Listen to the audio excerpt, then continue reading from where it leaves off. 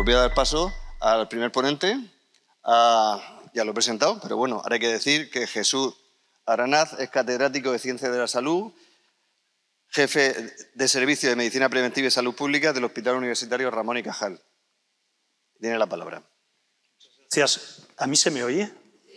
Ok.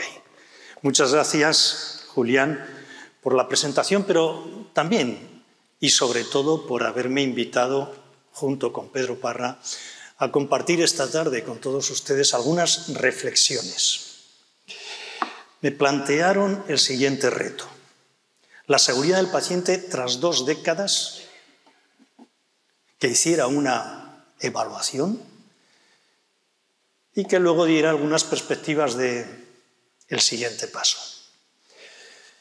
Bien, esto es un reto que me apeteció especialmente y rápidamente les dije que sí y que estaría encantado, y es lo que voy a intentar en estos 18 minutos que tenemos sintetizar y compartir con todos ustedes. Hagamos un poco de memoria. Han pasado 30 años del primer estudio que dio lugar a esta corriente tan intensa de seguridad del paciente del último cuarto de siglo. Fue más de 30 años el Harvard Medical Practice Study, del profesor Brennan. Y ha pasado un cuarto de siglo del informe Rares Humano.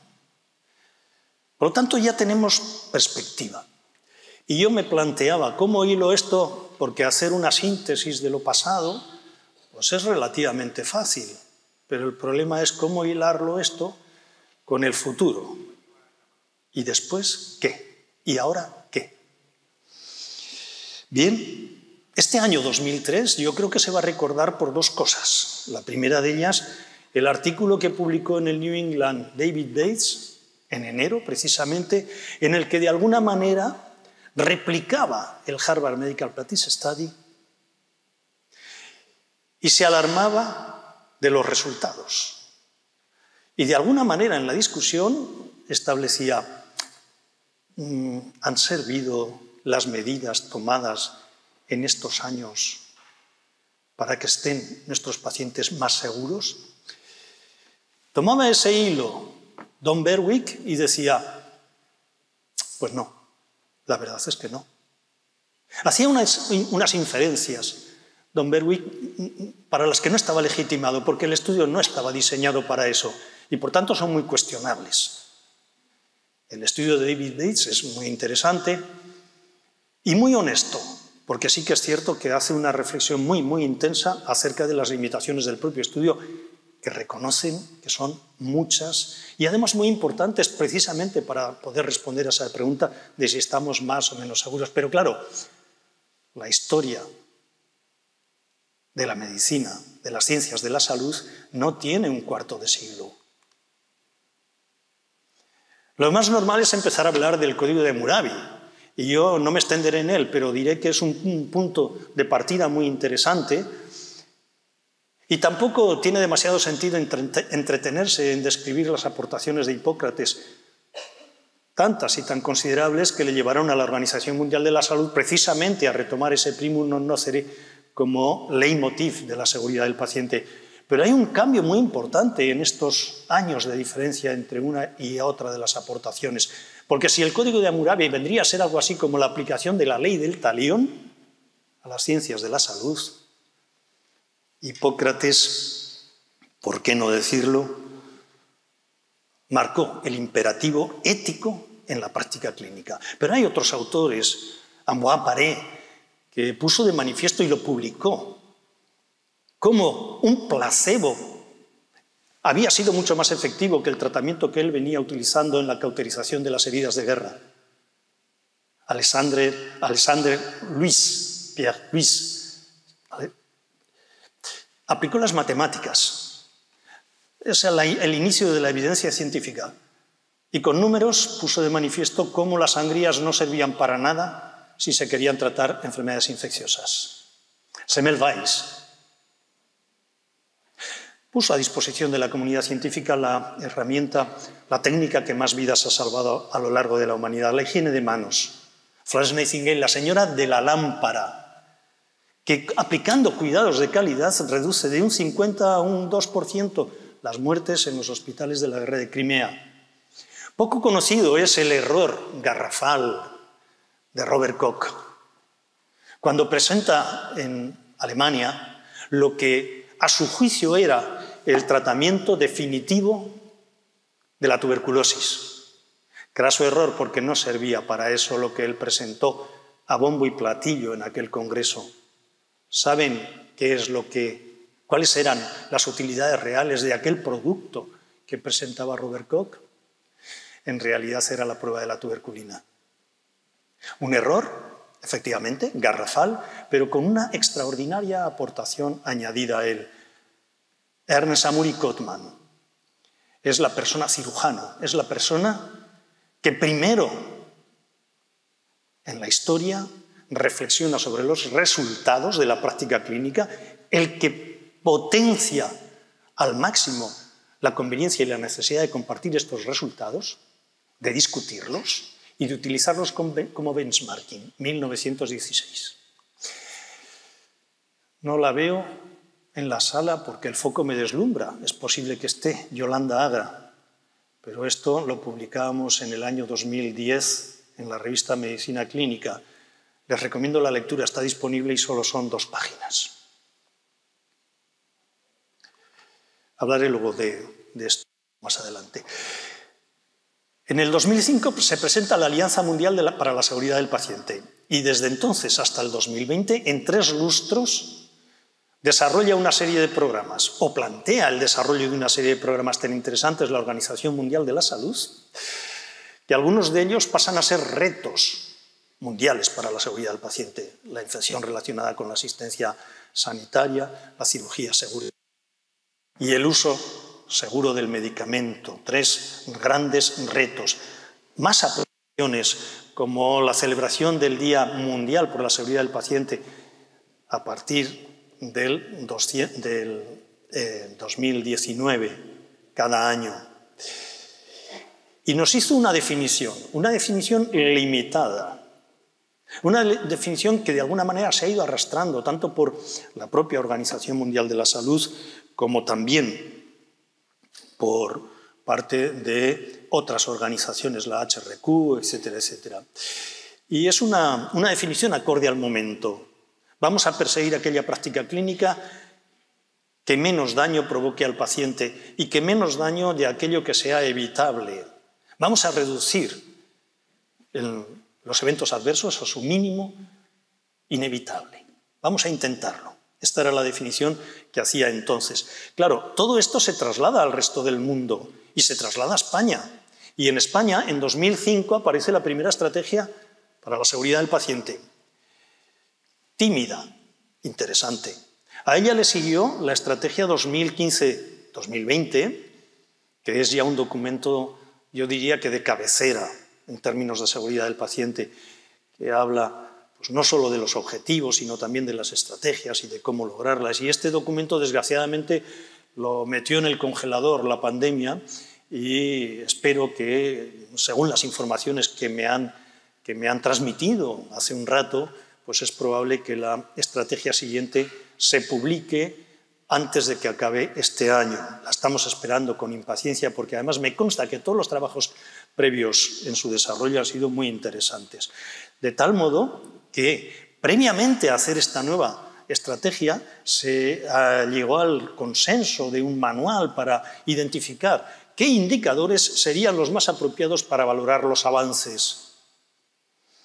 Extraordinario trabajo que ustedes pueden descargarse de la web gratuitamente. Y a continuación, pues una evaluación del estado de la cuestión, es decir, es un diagnóstico preciso del momento concreto en el que ahora mismo prácticamente nos encontramos.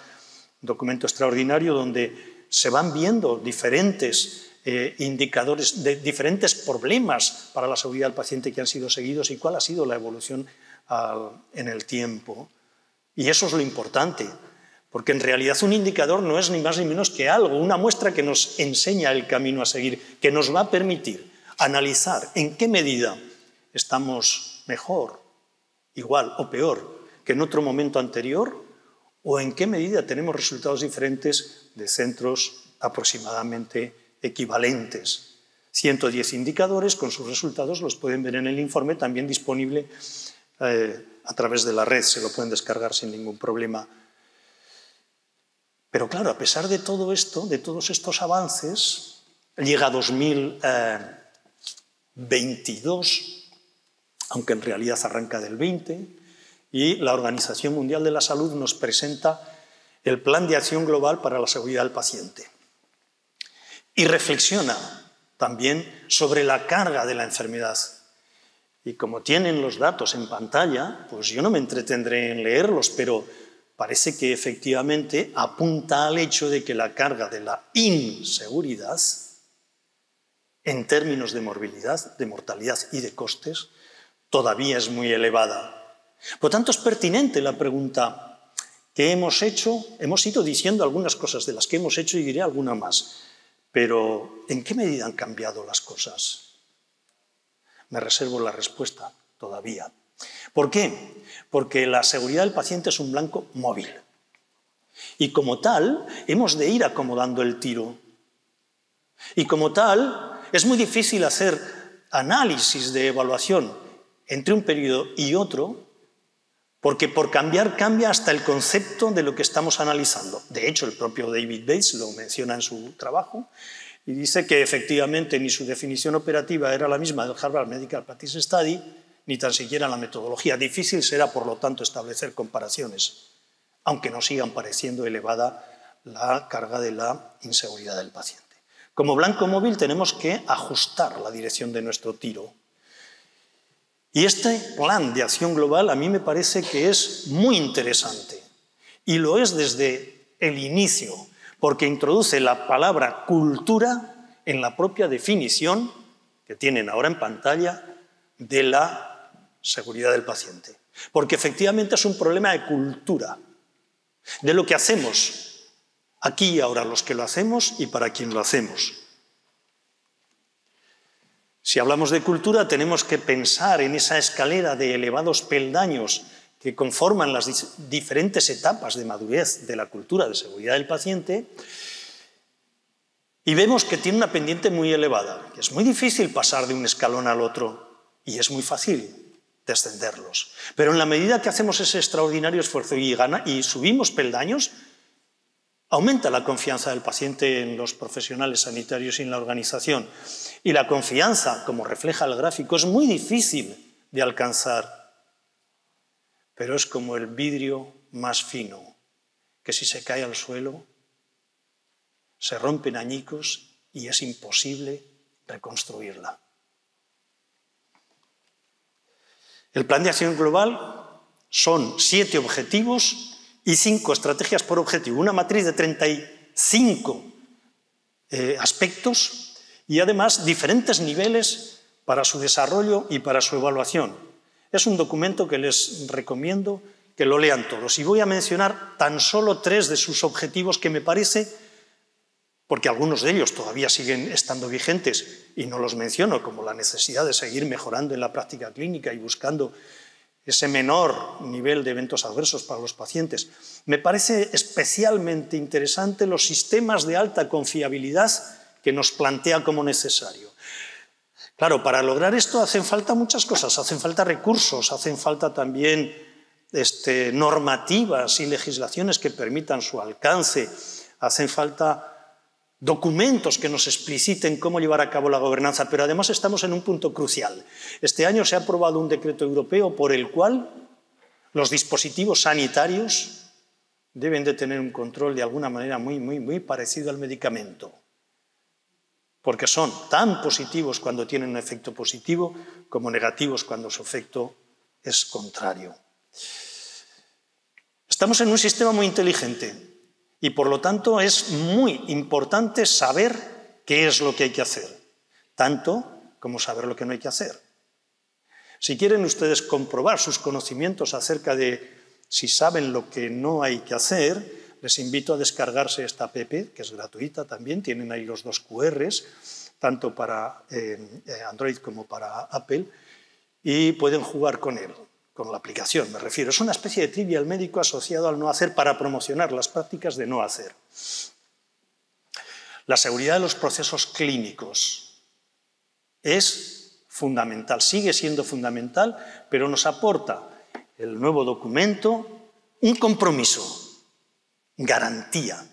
Tendremos que trabajar para alcanzarla y ponerla a disposición del paciente. Y otro cambio muy novedoso es precisamente la consideración, el papel que les otorga el Plan de Acción Mundial a los pacientes.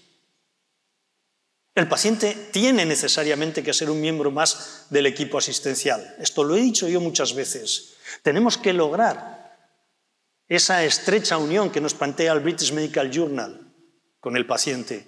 Y tenemos extraordinarios aliados que no debemos dejar de utilizar nunca. Hola, adiós, perdón, gracias. Los llevamos en el bolsillo. Pero lo que tenemos que hacer, ¿y ahora qué?, es derribar ese muro que a veces se interpone entre el paciente y el profesional.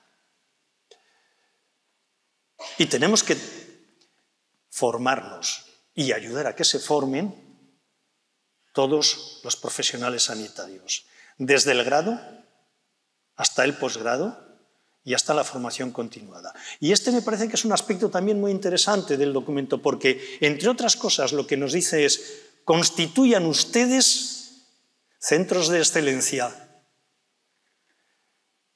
Compartan los resultados de esos centros de excelencia en términos de formación, utilícenlo para el benchmarking.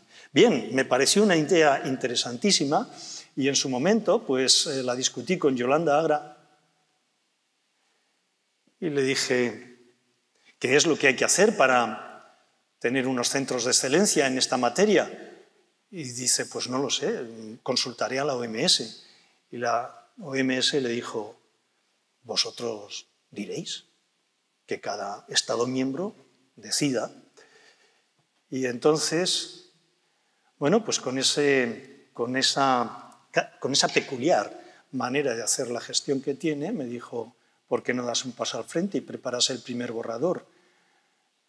Se lo entregué en Navidades, en Semana Santa, después de varias modificaciones, mejoras, lo pasó a los responsables de seguridad del paciente de las comunidades autónomas y creo que es un trabajo inacabado que debe de concluir, porque me parece que si somos capaces de tabular en qué posición está cada centro, podremos mejorar sin ninguna duda, en su conjunto y de manera particular. Es un pantallazo de una de los esquemas. ¿Y ahora qué? No sé si ha quedado claro, pero me gustaría hacer una síntesis de lo que yo considero motivos para el optimismo, que los he ido desgranando hasta ahora. Esta creo que es mi última diapositiva. Motivos para el optimismo. He mencionado algunos, pero si yo tuviera que sintetizarlos, diría, el primero, se ha logrado en estas 2 décadas, en nuestro país, lo que yo denomino una transformación silenciosa del Sistema Nacional de Salud. Piensen ustedes, ahora, en general, pensamos en términos de sistema. Hace 2 décadas no lo hacíamos. Es más, no es ningún atrevimiento la afirmación que hago a continuación. La seguridad del paciente no estaba en el diccionario de la práctica clínica y ahora lo está. Se ha generado en nuestro país, y si lo comparamos con los países de nuestro entorno, una estructura, pero también una infraestructura de seguridad del paciente. Y yo creo que este es el gran motivo para el optimismo. Luego ha habido avances concretos y contrastables. Los proyectos cero son indiscutibles. Los avances en el conocimiento.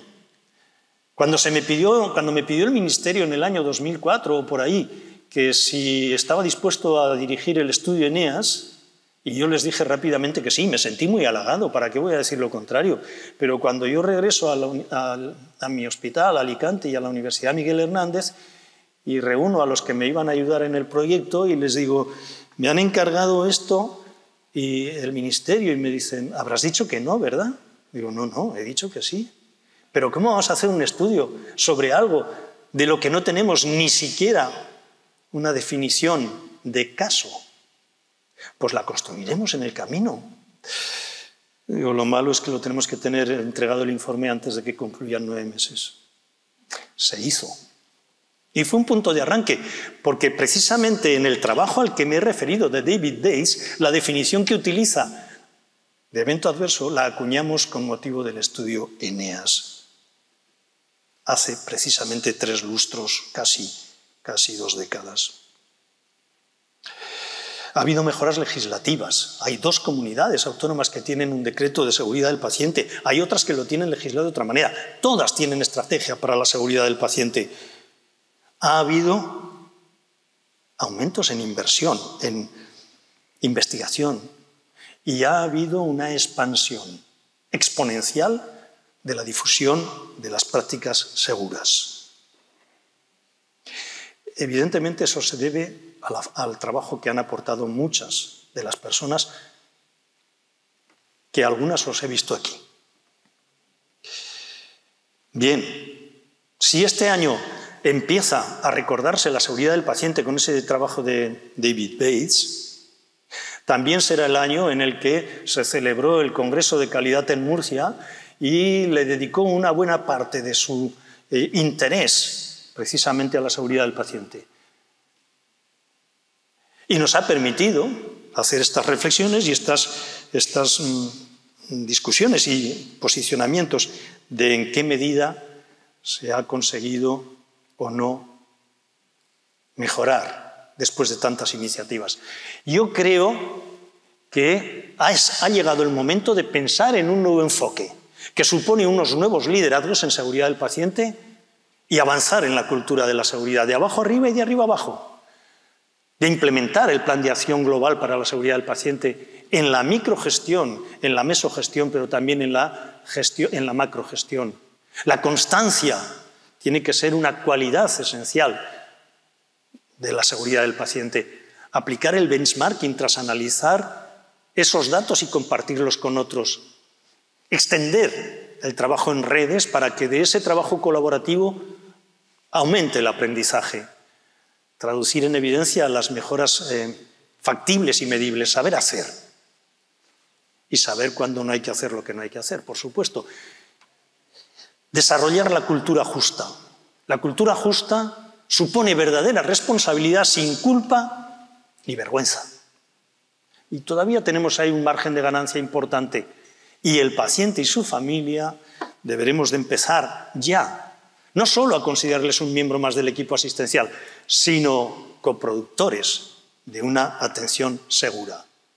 Para lograr esta mejora es tan importante utilizar la experiencia del profesional como la del paciente. Y no tardará en llegar el día en que el paciente pueda ser un verdadero monitor de la aplicación de las buenas prácticas.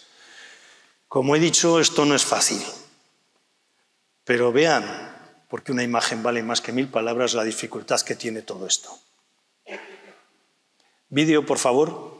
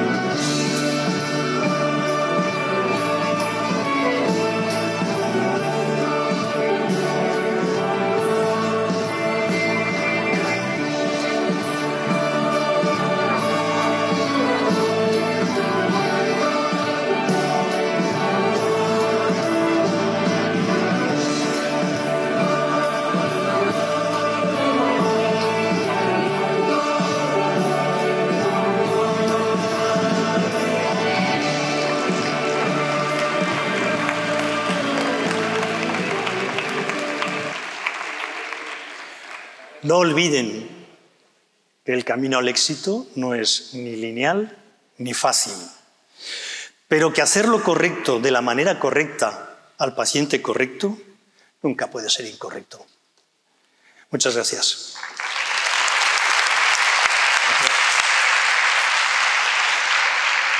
Muchas gracias. ¿Se oye? Sí. Muchas gracias, Jesús Aranaz. A continuación, Lola Beteta va a hablar de la seguridad del paciente en urgencias pediátricas. Ya hemos dicho antes, subdirectora de Enfermería del Hospital Materno-Infantil Virgen de la Resaca de Murcia. Gracias.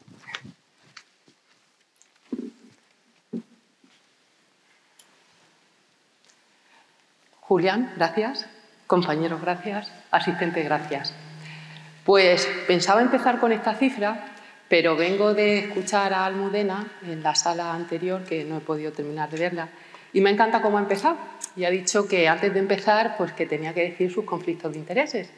Y con lo que ha dicho Julián, creo que mis conflictos de intereses también pueden ser que soy enfermera, que soy madre de 3 niñas y que creo fervientemente en la seguridad del paciente y en la cultura de seguridad, en crear entornos no punitivos en los que se aprenda del error.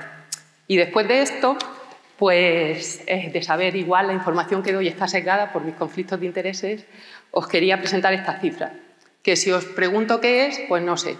¿Qué pensáis que puede ser? No es la nómina, no es lo bruto que ganamos al año, los sanitarios, tampoco son las horas de nuestra carrera profesional, pero sí que son los efectos adversos ligados a la asistencia que se producen anualmente en los servicios de urgencias pediátricos. Todos los años, en las urgencias pediátricas de nuestros hospitales, se llegan a producir más de 300 incidentes ligados a la asistencia. Y no solo son esos 300.000 incidentes, sino que van ligados a estancias prolongadas, a sufrimiento de los niños, a dolor, a flebitis. Por todo esto, pues estoy muy agradecida de que esta tarde pues, se le haya brindado un pequeño espacio a esta seguridad del paciente en las urgencias pediátricas.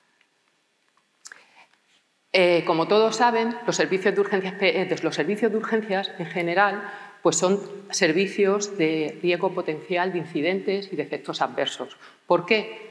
Pues porque hay mucho estrés por situaciones urgentes, carga mental, elevada presión asistencial, fatiga acumulada, rápida toma de decisiones y diferentes niveles de experiencia. Pero además, las urgencias de pediatría son entornos, muchas veces con estructuras que se han creado para la asistencia en adultos, en el que los niños se deposita la confianza en los cuidadores y no en los niños, y se suman una serie de características intrínsecas a los niños, como pueden ser afecciones indiferenciadas, alta agudeza, dosis de medicación que tenemos que ajustar al peso, características físicas y de desarrollo distintas a los del adulto, procedimientos y técnicas desafiantes y problemas de comunicación. Todo esto hace que esos riesgos potenciales que de por sí ya tienen los servicios de urgencias, pues que las urgencias infantiles todavía se incrementen.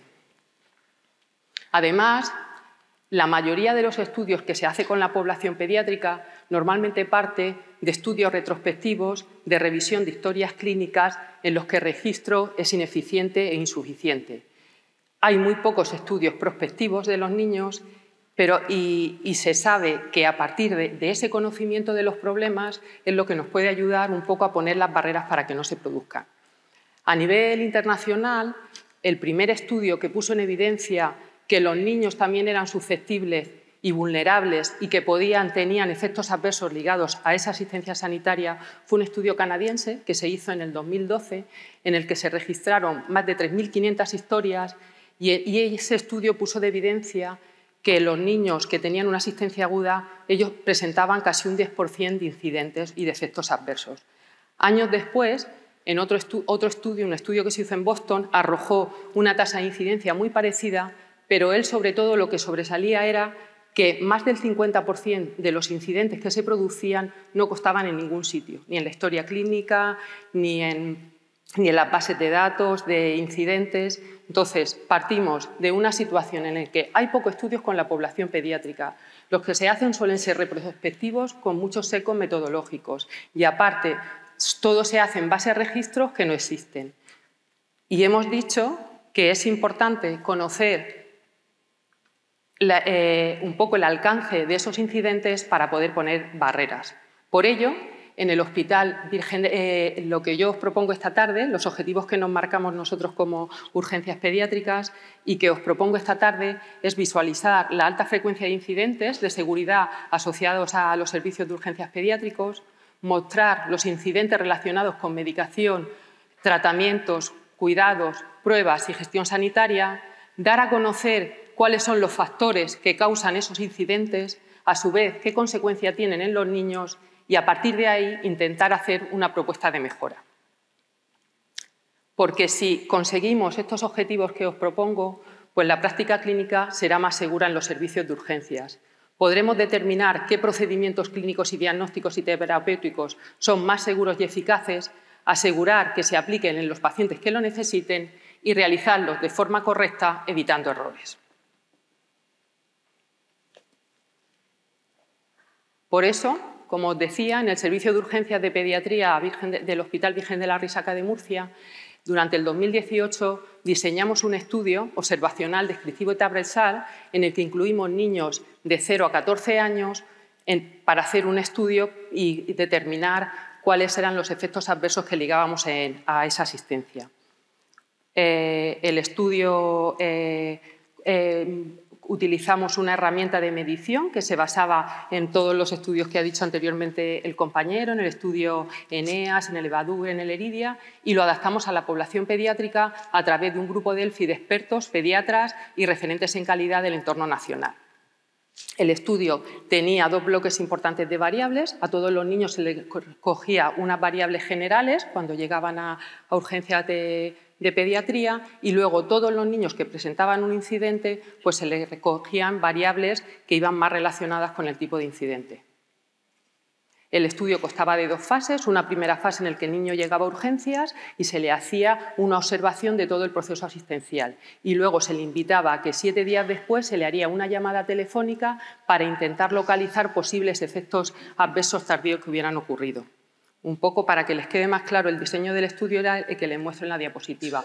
Hubo una fase previa de preparación de documentación, se pasó al Comité de Ética e Investigación y en la segunda fase era la recogida de datos, que constaba, como les he dicho, de 2 fases. A partir de este estudio pues nos salieron una serie de resultados, de variables. El problema fue, nos salió una tasa de incidentes muy parecida al estudio canadiense que les he mostrado anteriormente, pero había variables que por el tamaño de la muestra conseguimos una muestra de 200 pacientes, que estaba muy bien, pero que rozaban la significación y tampoco era muy concluyente porque realmente estábamos hablando de un solo centro. Y entonces pues, nos planteamos hacer un estudio multicéntrico. Dijimos, pues vamos a intentarlo. No había nada, había muy poquito publicado y queríamos ser como los canadienses. El problema es que vino una pandemia. Y entonces pues todo se complicaba mucho más y era muy difícil reclutar centros. Nos enteramos que había unas becas que lanza RISEUS todos los años, que es una red de investigación europea, y decidimos concursar.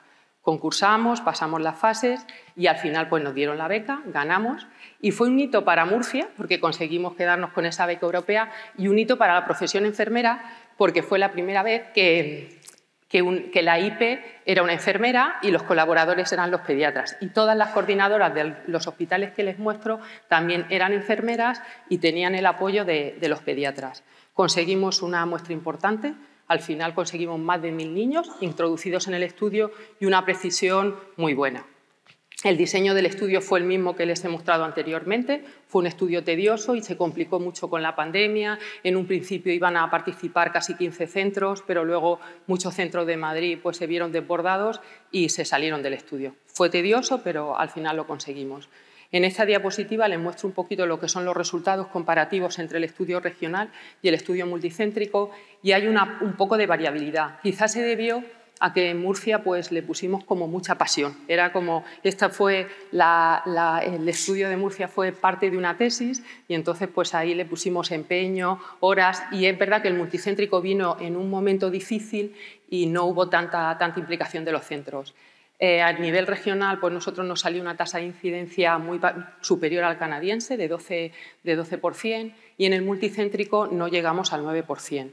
También se registraron incidentes muy parecidos en la asistencia y en la llamada en el regional y, sin embargo, en el multicéntrico se registraron más incidentes durante la asistencia. Pero lo que sí se confirma, igual que en otros estudios, era el bajo registro. Los observadores y los evaluadores veían que se producían efectos adversos, sin embargo, no se registraban en las historias y no se notificaban.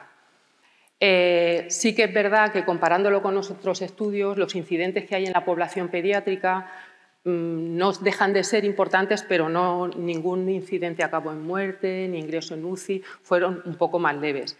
Los que afectaron con daño, pero pocos necesitaron tratamiento adicional y solo tuvieron daño físico. Y ya centrándonos en el multicéntrico, que realmente es de donde se podían sacar datos más concluyentes, pues las principales causas de incidentes en la población pediátrica son los asociados a medicación, sobre todo reacciones adversas, medicamentos erróneos, dosis incorrectas porque se tienen que adaptar al peso de los niños, frecuencia incorrecta de la administración. También había muchos problemas de gestión, sobre todo de identificación de los pacientes. La mayoría, muchos de los niños no llevaban problema identificativo y muchas veces se extrapapelaban historias clínicas. Bloque importante también fueron los cuidados de enfermería, sobre todo lo relacionado con las técnicas, porque, como hemos dicho antes, pues la idiosincrasia de la fisionomía de los niños hace que muchas de esas técnicas resulten más complejos que los adultos. Y también resultó muy llamativo los problemas de comunicación, que llevaban los problemas de comunicación no solo entre los propios profesionales, sino también con los pacientes, con los niños y con los cuidadores de esos niños. ¿Y qué producían esos incidentes en los niños? Pues sobre todo hemorragias y hematomas ligados a los procedimientos que se le hacían, problemas de lesiones por las inmovilizaciones, por las férulas y los vendajes. La medicación solía producir sobre todo náuseas, vómitos y diarreas. Los cuidados de enfermería iban más ligados con esas inmovilizaciones, aparecían flebitis, extravasaciones y quemaduras, y a nivel general, pues los niños que presentaban incidentes tenían peor curso de la enfermedad. A nivel general, en opinión de los expertos, quizá esta es la diapositiva que más nos tiene que hacer reflexionar, es que el 50% de los incidentes que se producen en las urgencias pediátricas son debidos a la asistencia, que el 50% se debe a un fallo de la actuación asistencial y lo más importante y de lo que tenemos que reflexionar todos es que el 85% de los incidentes que se producen son evitables, es decir, que está en nuestra mano que no se produzcan. Cuando esos niños tenían un incidente, casi el 70% no requirieron, la atención no se vio aceptada, siguió el curso normal, pero un 10% necesitó una nueva consulta de derivación, un 10% necesitó más observación y solo un 4% ya necesitó tratamiento médico quirúrgico. Con todo esto, podemos decir, que el perfil del niño con riesgo, el perfil del niño que llega a urgencias que presenta riesgo, pues sería ese niño que consulta por mayor gravedad, con niveles de triaje 2 y 3, que precisa más exploraciones y técnicas, como os hemos dicho, el coger catéteres, el coger sondajes provoca más efectos adversos. También corrían riesgo esos niños que le indican tratamiento vía oral, sobre todo a la hora de dosificación, porque hay que ajustar al peso. La indicación de tratamiento intravenoso, porque lleva la canalización asociada a canalización de catéteres periféricos. Niños con patología musculoesquelética, porque precisaban inmovilización y vendaje y llevaban lesiones asociadas.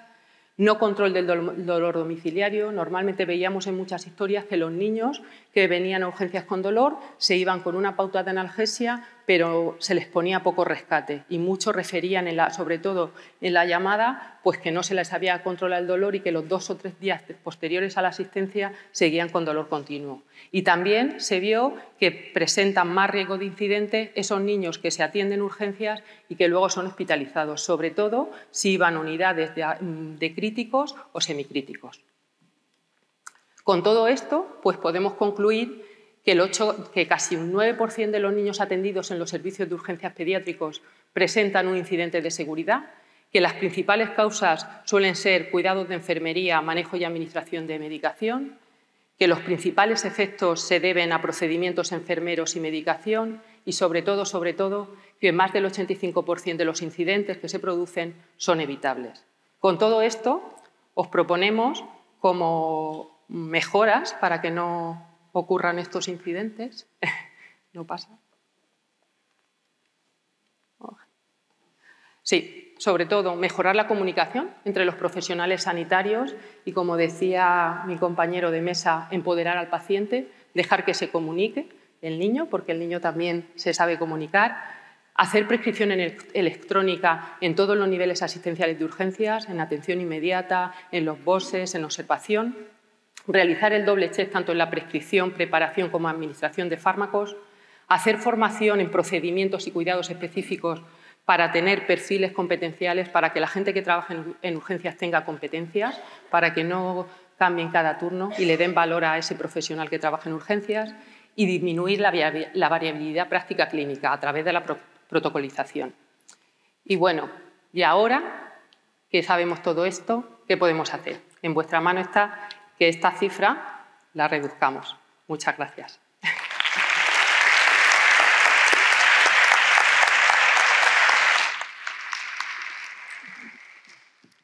Muchas gracias, Lola.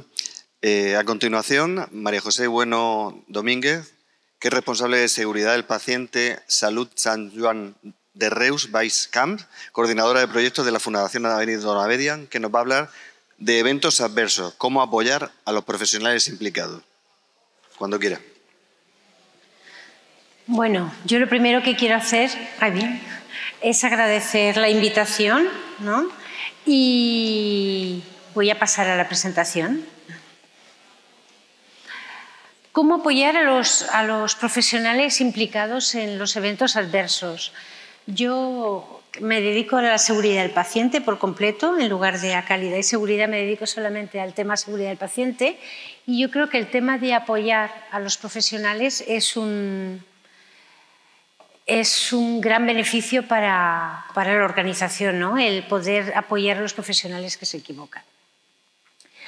Mi organización ahora es un hospital de agudos de 200.000, que da cobertura a unos 200.000 habitantes y tiene 5 áreas básicas, todo y que la seguridad de los pacientes no solamente son los pacientes que están atendidos aquí, sino también las áreas básicas que son de otro proveedor pero que vienen a nuestro hospital, con lo cual el volumen de pacientes es mayor.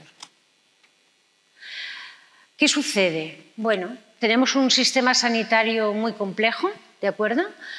Lo sabemos todos, ¿no? Por la aplicación de nuevos tratamientos, por importantes avances científicos y tecnológicos, por cambios importantes tanto organizativos como a nivel social, porque tenemos una fragmentación en la asistencia, ¿no? Atención primaria, hospitalaria, sociosanitaria, ¿no? Y no hay una continuidad en todos los ámbitos asistenciales, porque intervienen elevados números de profesionales en la asistencia. Hay un problema, por lo tanto, de continuidad asistencial del paciente que se va a domicilio con necesidad de cuidados. Las dificultades en la comunicación, las historias clínicas son diferentes en algunos centros de primaria, de hospital, diferentes proveedores. Esto cada vez se va homogeneizando más, pero todavía hay diferentes historias clínicas. Hay un exceso de esa relación paternalista entre el paciente y el profesional y hay un caldo de cultivo, ¿no? Hay una presión económica, una limitación en los recursos humanos, materiales, estructurados. Bueno, esto es un poco, ¿no?, el caldo de cultivo que hay en el mundo sanitario actualmente. ¿Qué sucede, ¿no? Cuando hay un evento adverso? Tenemos que trabajar los riesgos, ¿no? Esta diapositiva es muy típica de todos los cursos de seguridad, ¿no? No nos interesa quién se equivoca, sino qué ha sucedido en esos hechos, ¿no? Es evidente que en este caso, cuando hablamos de segundas víctimas, sí que nos importa quién se equivoca, porque lo que intentamos es dar apoyo a esos profesionales que se han visto implicados en ese evento centinela, ¿no? En esa lesión física, psicológica, que ha marcado al profesional que ha participado en los hechos. Esto siempre desde una visión sistémica, no punitiva, está claro, y reconociendo que el paciente es vulnerable y que el profesional se puede equivocar. Tenemos que partir siempre desde ese punto de vista.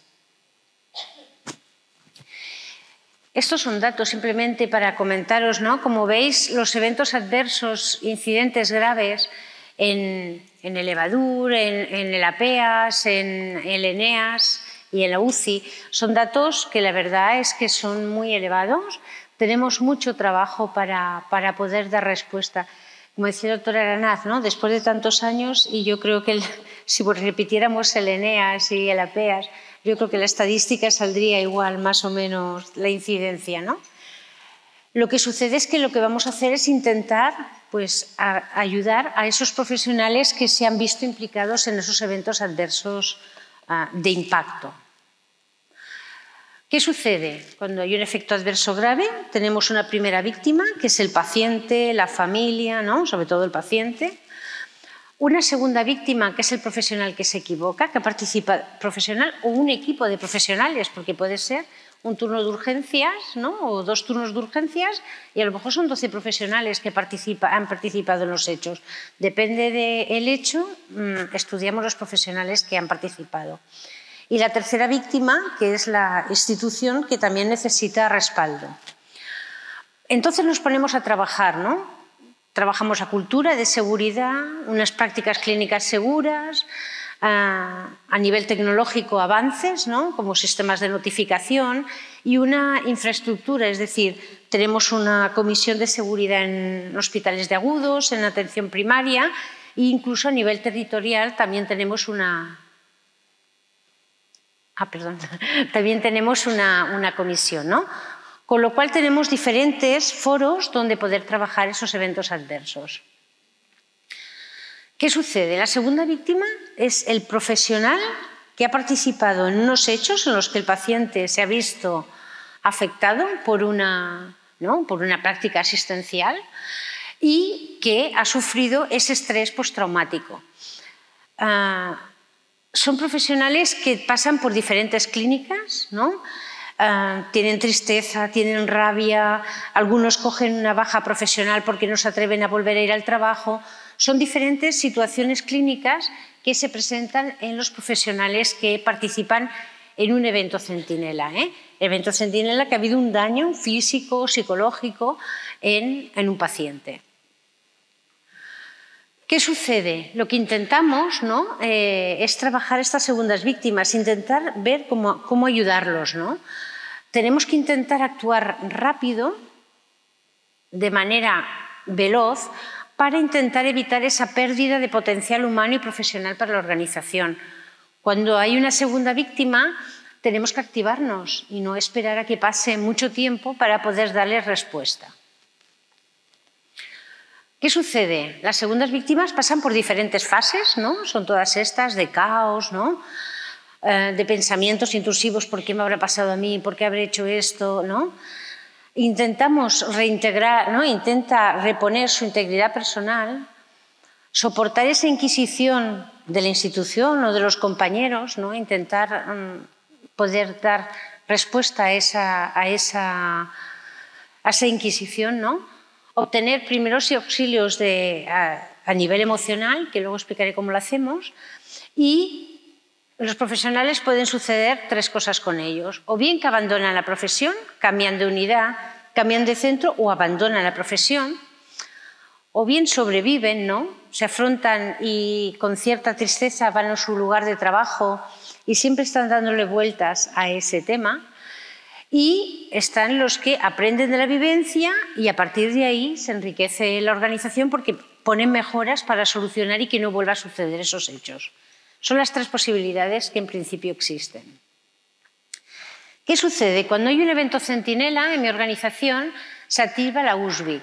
La USVIC nació en el 2007. En el 2005 comenzamos con la línea estratégica de seguridad y en el 2007 se montó la USVIC. La USVIC es una unidad, ¿de acuerdo?, que se puede activar pues, por la dirección de centro, comisiones de seguridad, supervisoras, direcciones de servicio, recursos humanos o incluso vigilancia de la salud o los propios profesionales que se han visto implicados, ¿no?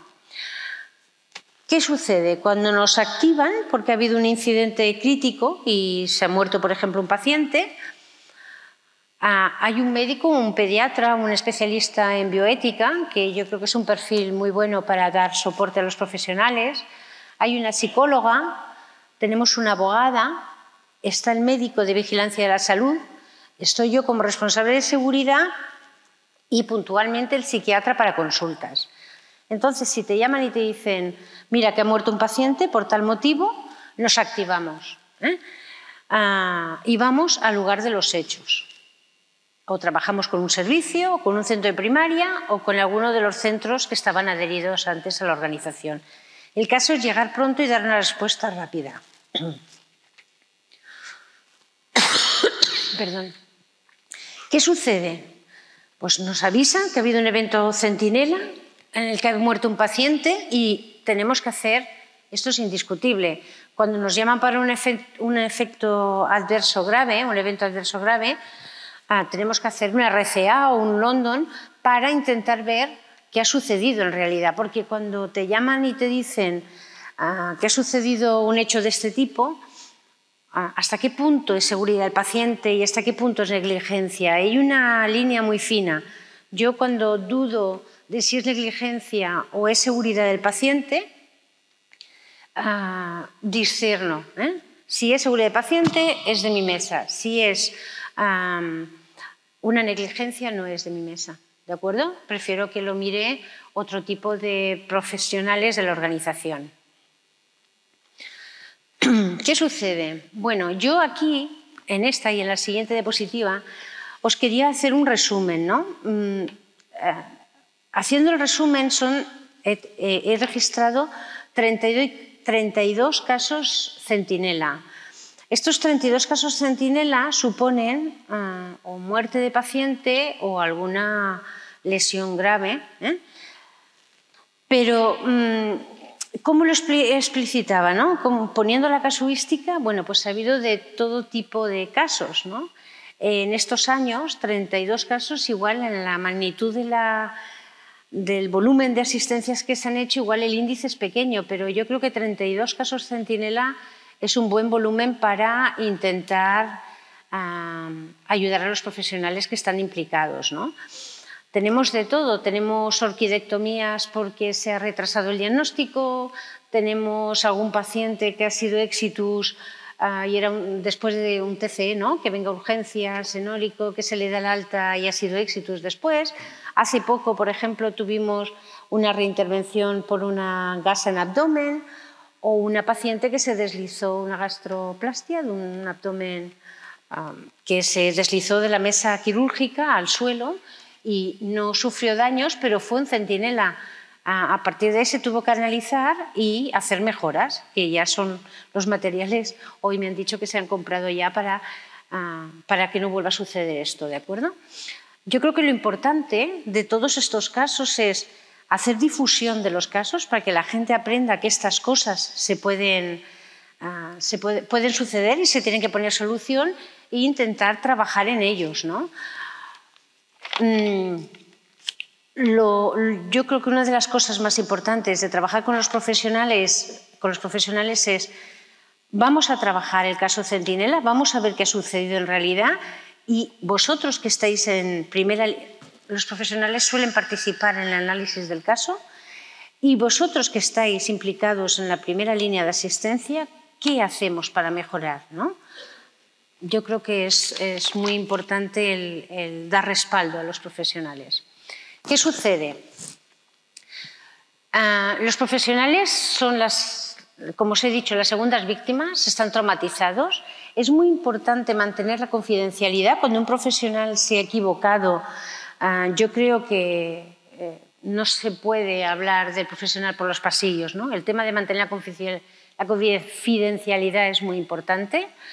Es importante que se dé cuenta que del análisis del caso se ha hecho un plan de mejora, que se han implementado esas soluciones, ¿no? Yo recuerdo una niña que murió en el hospital por un enterovirus, que en una hora subió a planta y fue exitus, un edema agudo de pulmón por un virus. Y es importante el plan de mejora que se hizo después. Incluso el Departamento de Salud nos pidió el caso, cómo lo habíamos trabajado, y yo creo que es importante. Hay que intentar evitar esa escala de conflicto y mediar y pedir disculpas a la familia. Siempre la familia ya Si el paciente no está muerto, pues evidentemente el paciente. Hay que intentar tener esta red de apoyo al profesional, intentar trabajar esta cultura sistémica de la organización. Tenemos la parte proactiva con objetivos, indicadores de seguridad, bueno, todo esto, pero también es necesaria la parte reactiva. ¿Qué hacemos ante un evento adverso? Un plan de comunicación externa, una formación para todos los profesionales, ahora os lo enseñaré, y yo creo que hay dos cosas importantes. Tenemos una compañía de seguros en la organización. Cuando hay algún caso de estos, generalmente se recurre a la compañía de seguros para intentar mediar, ¿no?, también con la familia. Y el tema de la ley de enjuiciamiento criminal, que está pendiente de modificar, pues yo creo que tenemos que tirar por allí para poder tener un respaldo jurista detrás, ¿no? Con lo cual, este equipo de USVIC, que se activa, va a demanda, según los hechos, ¿no?, son referentes para los profesionales, tienen habilidades comunicativas y yo creo que lo importante también es la inmediatez en la respuesta. ¿Qué sucede? Bueno, es una línea proactiva, ¿de acuerdo?, que intentamos aprender y mejorar a partir de los hechos, que es una cosa que no es un ente, es un reto para toda la organización. Se intenta trabajar esta gestión y estas habilidades de los profesionales y el paciente es un sujeto activo. Eso es importante, tenemos que involucrar a los pacientes y más desde el último Día Internacional de la Seguridad, que habla de involucrar a los pacientes y a las familias, ¿eh? Con lo cual, una organización sistémica comprometida con la seguridad intenta trabajar para evitar esos errores, pero sobre todo, en el caso de segundas víctimas, para proteger a esos profesionales, a esos pacientes, al servicio y hasta la propia institución. Deciros que una de las cosas que hacemos y que salen mejoras para secundarios a las notificaciones son estos avisos de seguridad clínica por motivos, ¿no?, por los hechos que más frecuentes llegan notificaciones a nuestro buzón de incidentes. Hacemos notificaciones al respecto, ¿de acuerdo? Estas son las últimas que han salido. A veces salen estos flashes porque son incidentes tan importantes que hacemos un error de quimioterapia en una paciente que estaba en un hospital de día de onco, que iba a domicilio, pero de repente vino al hospital, estaba ingresada y lo que le tenía que pasar en 24 o 48 horas se le pasó en 2 horas. La paciente falleció. Bueno, tiene que salir ya la alerta, no puede esperar a que pase un mes para volver a enviar un aviso, ¿no? Estas son flashes porque son alertas urgentes.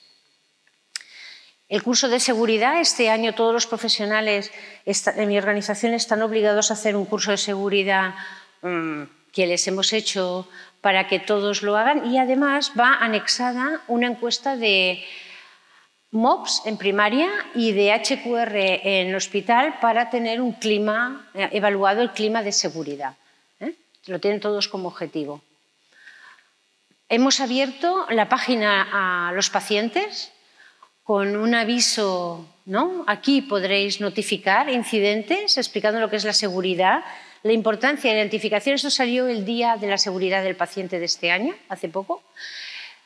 Además, hemos colgado todos estos pósteres que se hicieron para hacer campaña para los pacientes, para que ellos mismos en la intranet del Hospital San Juan, si os metéis, están todos estos colgados, para que puedan saber ampliar la cultura de los pacientes y familiares. Un buzón de seguridad para que notifiquen algún tema vinculado a la seguridad del paciente y se evalúa a nivel de los pedestales, ¿no?, el tema del clima de seguridad en la institución. Esta es la campaña que hemos hecho también ahora para involucrar a los pacientes. Yo creo que es muy importante que la Comisión de Seguridad del hospital, de primaria o incluso la territorial, intenten solucionar los eventos adversos y, sobre todo, intentar dar respuesta a los profesionales que se equivocan, ¿eh? Yo creo que es muy importante dar respuesta y en el tiempo prudente, porque claro, si te llega un evento adverso después de 1 año y medio de varios profesionales implicados, es muy difícil que esos profesionales sigan trabajando en la institución. Por eso es importante la rapidez de respuesta. Hasta aquí. Muchas gracias.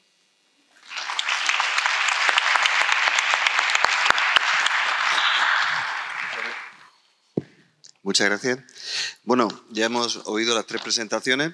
La verdad es que nos hemos ido un poco casi al final del tiempo, pero como hemos empezado también con un cuarto de hora de retraso sobre el horario previsto, yo creo que por lo menos unos cuantos minutos para preguntas o por lo menos para hablar, debatir o comentar lo que hemos oído tenemos todavía. No sé si alguien de la sala quiere hacer alguna pregunta, si hay alguien que quiera preguntar o comentar alguna cosa. Si logro veros. ¿Alguien levanta la mano? Bueno, pues ya que la tengo yo levantada, para taparme la luz, empezaré yo preguntando. La primera pregunta, también por orden de intervención, es para el profesor Aranaz. Ha hecho un repaso desde hace 1200 años hasta aquí, o sea, rápido, en 18 minutos, pero me preocupa lo que está pasando en los últimos años. Normalmente la seguridad del paciente en los congresos, por lo menos de calidad, eran la estrella en número de comunicaciones, número de salas, por goleada. Este año ha habido 2 mesas temáticas de seguridad del paciente, de 8, lo cual está bien, pero el número de comunicaciones es la primera vez en los últimos años que he visto que se ha visto sobrepasada en cuanto a temática. ¿Es una moda que está pasando de moda? ¿Tenemos peligro a que nos olvidemos de la seguridad del paciente y hay otros temas, incluso dentro de la calidad, que preocupen más y tomen más protagonismo?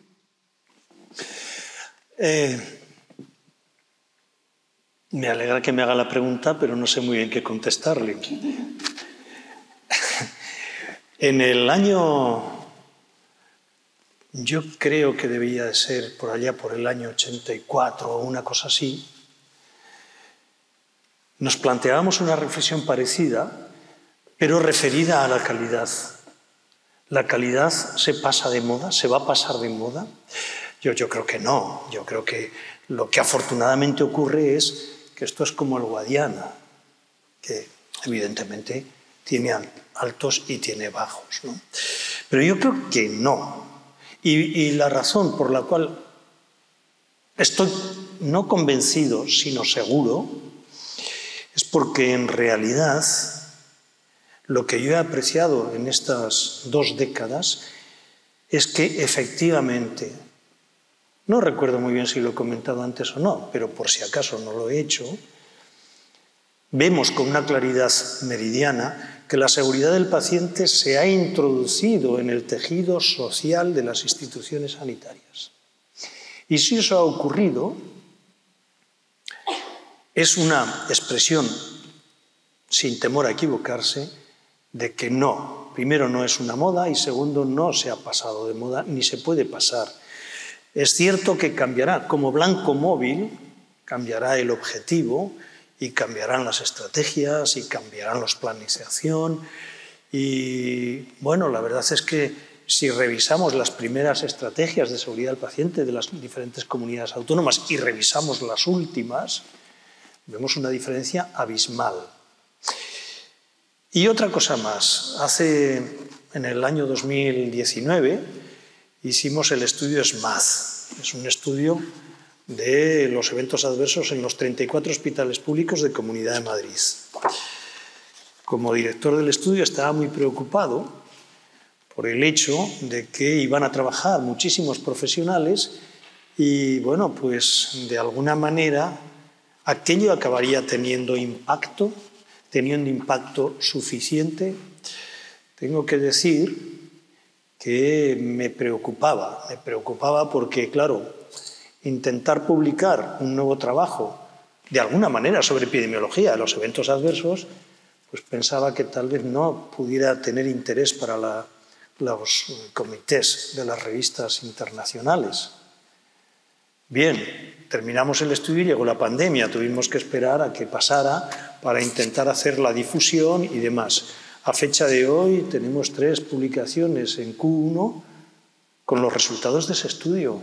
y tenemos 3 más en evaluación. Yo creo que el interés de los profesionales sigue estando presente. Es verdad que, bueno, pues a lo mejor presentar experiencias particulares igual también ya es un poco más complicado, teniendo en cuenta que aquí ha habido más de 850 inscritos. Evidentemente el nivel de producción yo creo que es muy importante y que, como Guadiana, de cuando en cuando tiene que ocultarse y dejarle paso a otros ámbitos para luego volver a aparecer. Muchas gracias. ¿A quién se lanza más en la sala? Veo que no, nos estamos encima quedando entre amigos. Y pues voy a seguir preguntando. ¿Sí? ¿Hay alguien? Sí, por allí.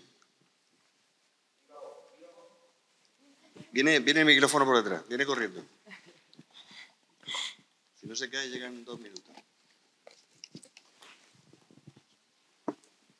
Que totalmente de acuerdo con la intervención que acaba de tener respecto a que no se ha pasado de moda, pero una cosa distinta es que no se haya pasado de moda y que siga vigente, y otra cosa es que esté totalmente estancado.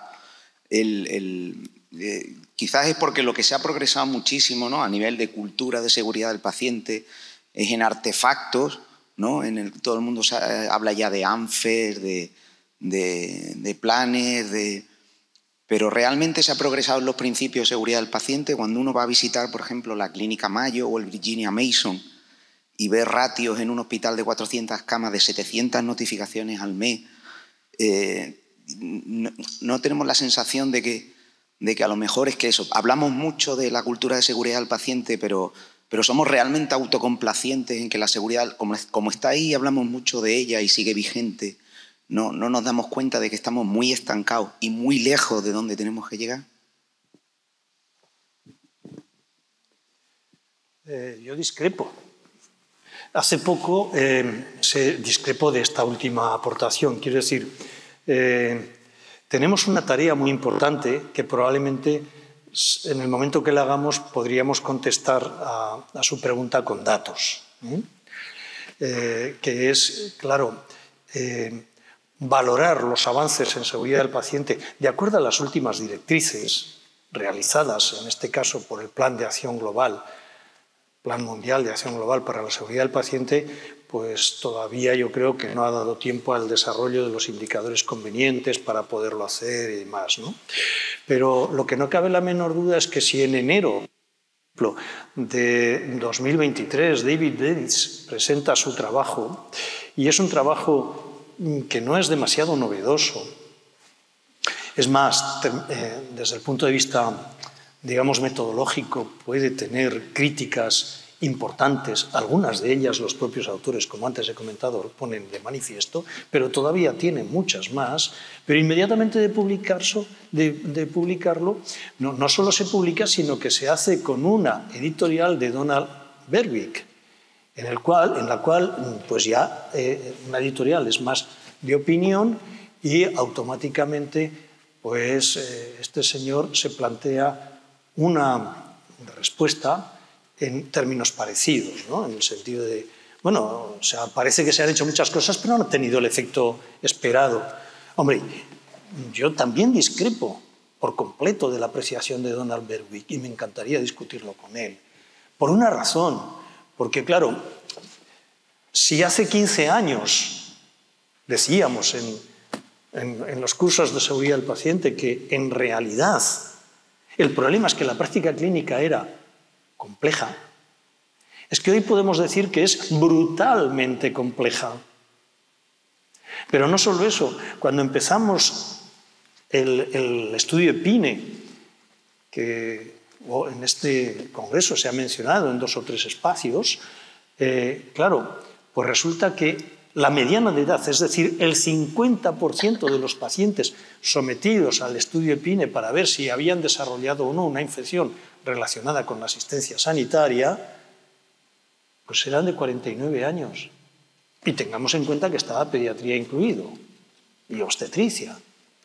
Pero es que cuando revisamos la mediana de edad de los pacientes del año pasado del EPINE superan los 60 años. Y cuando hacemos un recuento de cuáles son las características de los pacientes que tenemos ingresados en el hospital o que van a las consultas de atención primaria, la fragilidad del paciente, por mor de los avances científicos y de la prolongación de la esperanza de vida, pues es muchísimo mayor que lo era antes. Por tanto, en el supuesto caso de que repitiéramos el Eneas que ha comentado María José, creo, o igual las dos, no lo sé, pues si lo repitiéramos, decía, probablemente saldrían cifras parecidas. Probablemente la incidencia, en el caso del Eneas, pudiera ser parecida. Probablemente la prevalencia, en el caso de repetir dentro de unos años el SMAD, pueda ser parecida, pero la tarta, la distribución de la tarta es muy cambiante. De hecho, yo le invito a hacer una revisión, o basta con mirar la última publicación de Vries y de Panagiotti, en la cual son revisiones sistemáticas, y mirar los resultados de esos trabajos y veremos que la tarta ha cambiado sustancialmente. ¿Por qué? Pues porque se va avanzando y se va mejorando. Pero si contamos con pacientes mucho más frágiles, con atención sanitaria mucho más compleja y con el propio trabajo de David Bates identifica un evento adverso que en los trabajos que se hacían en el inicio de esta tanda, pues no se identificaban todo lo que tenía que ver con los cuidados. Entonces, si tenemos en cuenta esas cosas, yo creo que se ha producido un avance muy importante y que se puede, si llegáramos a poder hacer un ajuste por los riesgos de los pacientes, podríamos sin ninguna dificultad contrastar que el avance había sido muy positivo. Y yo me acuerdo cuando daba alguna charla sobre esto, pues por allá por el año 2005, 2006, el 80% de los que asistían a esas sesiones tenía una verdadera, permítanme la expresión, empanada mental y preconceptos erróneos muy importantes y muy considerables numéricamente. Hoy no. Hoy yo asisto y los profesionales que participan conocen muy bien de lo que están hablando y no tienen ni de lejos los preconceptos erróneos que había antes. Entonces, estos son avances que efectivamente la dificultad es contrastar cuáles son los mejores indicadores para poder decir si efectivamente hemos logrado el avance o no. Y ese paso sí que no lo hemos dado. O sea que discrepo en algo y coincido en alguna otra cosa, como espero haberle contestado. ¿Alguna otra pregunta?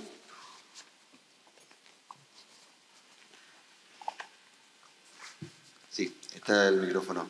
Bueno, como veo que siguen sentados, solamente hay una persona que se va, pero el resto está sentada. Vamos a seguir preguntando por lo menos 5 minutos más y que dé tiempo a que se amplíe un poco más la información de cada charla.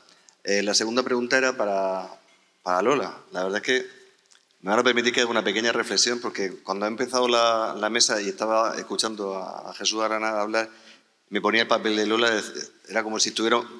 Me he metido en el papel de un concierto, porque ya que me han dado el micrófono parece que vamos a cantar. Si me tocara a mí cantar después de Jesús Aranaz, la verdad es que es como si yo fuera a un concierto y no sé quién poner, Freddie Mercury, Michael Jackson, estuviera cantando y luego se le iba yo. He sido la telonera. Pero es que ha salido Chanel y lo ha hecho también perfectamente. En fin, broma aparte. Cuando empezó a hacer este trabajo, Lola era enfermera y ha hablado de qué cosas tenemos que hacer para mejorar la seguridad del paciente en las urgencias pediátricas. Y estaba muy claro si depende de ti. Ahora mismo tiene labores de dirección. Entonces, ¿cómo podemos hacer para que los profesionales les dé la gana de hacer lo que queremos que hagan y que mejoren la seguridad del paciente? ¿Cómo podemos hacer que trabajen como nosotros queremos? Porque hacerlo nosotros puede ser más fácil, pero desde arriba es más importante, pero quizá más difícil. Sí, pues no sé, yo creo mucho, como decía antes, en crear cultura de seguridad, que cuesta, que es como decía el compañero, que ya se ha ido, que es verdad que estamos muy lejos de notificar. Este estudio que os he presentado, fíjate, llamaba la atención porque ha sido como una parte, pero nosotros también mediamos la cultura de seguridad de los profesionales Y lo que más llamaba la atención es que cuando añadimos a la encuesta de cultura de seguridad que se pasa a nivel, que aconseja el Ministerio que se pase, pues a nosotros añadimos unas preguntas adicionales de cuántas notificaciones se ha hecho en el último año. Y fue llamativo que tuvimos una tasa de respuesta en general en torno al 90%, contestó todo el mundo la encuesta, y solo 7 en un servicio de más de 100 personas habían notificado algún incidente. Entonces, creo que hay que cambiar esa cultura, pero sí que creo que desde las instituciones el formar, el hacer feedback de esas notificaciones que ocurren. Yo formo parte también en el hospital del núcleo de seguridad y sí que los profesionales agradecen mucho que cuando notifican tener feedback y saber cómo se ha gestionado ese incidente. Entonces, a través de la formación, de concienciando, de poner medidas, de cuando hay algún incidente, algún efecto adverso, poner esas medidas. Yo no puedo lanzar estos datos de urgencias y luego cuando te piden reforzar porque ha subido mucho la asistencia en urgencias, decir no. Creo que está en manos de todos, desde los gestores, pues proporcionar esos instrumentos y herramientas y personal competencial, porque también, como he dicho en el estudio, ¿no? el que la gente tenga competencias. Había muchos incidentes ligados a errores de técnicas, a errores de medicación. Entonces, intentar que en los servicios pues eso haya perfiles competenciales, que la gente esté formada, que no haya tasas de rotación grandes y contribuyendo pues eso, un poquito todos creo que lo conseguiremos. Muy bien. ¿Alguien se lanza? Si no, María José, te ha tocado. Nos has hablado mucho sobre el análisis de los casos, análisis de casos centinela, pero yo me gustaría que hablara algo también del profesional que estaba implicado, que me contara cómo se han sentido cuando han visto llegar a alguien que venía a echar una mano, a ayudarle, a no buscar quién es el culpable, sino a quién le hace falta ayuda. ¿Qué feedback habéis tenido? ¿Cómo lo habéis encontrado? ¿De uñas? ¿Se ha sentido bien el apoyo? Amplíanos un poquito sobre... Cuando llega la notificación, lo importante yo creo que es activarse rápidamente, ¿vale? Para acudir, puede ser, yo qué sé, una partera... Ay, estoy chillando mucho, ¿no? Por ejemplo, un embarazo ectópico que se acaba muriendo en quirófano por la técnica laparoscópica que usaron. El hecho de ir rápido y poder dar ayuda, yo creo que ellos lo agradecen. En este caso, por ejemplo, de esta chica que os comento, era un cirujano y un ginecólogo quien hacía... El ginecólogo operaba y el cirujano hacía la ayudantía y falleció la paciente, ¿no? Ellos te lo agradecen. El cirujano estuvo unos días de baja porque, claro, la técnica con la que entraba el ginecólogo no era la misma con la que entraba el cirujano, ¿de acuerdo? Y entonces él decía, si yo hubiera entrado como siempre entro, esto no hubiera pasado, ¿no? Yo creo que es muy importante dar respuesta rápida e intentar, pues a veces viene un abogado para darle soporte, a veces la psicóloga casi siempre actúa, porque a veces somos el grupo, ¿no? Pero muchas veces es una ayuda psicológica la que necesitan, una ayuda de un jurista, porque, claro, seguramente saben que van a acabar con una denuncia, ¿no? Con lo cual ellos esperan que los apoyemos, ¿eh? Yo creo que es un trabajo muy gratificante el dar respaldo a los profesionales ante un evento adverso grave, mucho. Yo estoy encantada. Muy bien, pues muchas gracias. Justo nos hemos pasado un cuarto de hora, que es con el tiempo que hemos empezado, con lo cual hemos cumplido exactamente en la hora y media que tenemos, el tiempo que teníamos para esta charla. Así que si nadie más quiere aportar nada, dar las gracias a los tres ponentes por el tiempo que han dedicado y por las magníficas exposiciones, a todos los que quedan aquí asistiendo también por haber aguantado hasta el final, y solamente recordar dentro de las normas del Congreso, bueno, pues tienen la posibilidad de hacer la evaluación de las mesas redondas, también están incluidas dentro de los tótems con colorines que hay en la puerta, y les invito a ello. Y nada más. Muchas gracias.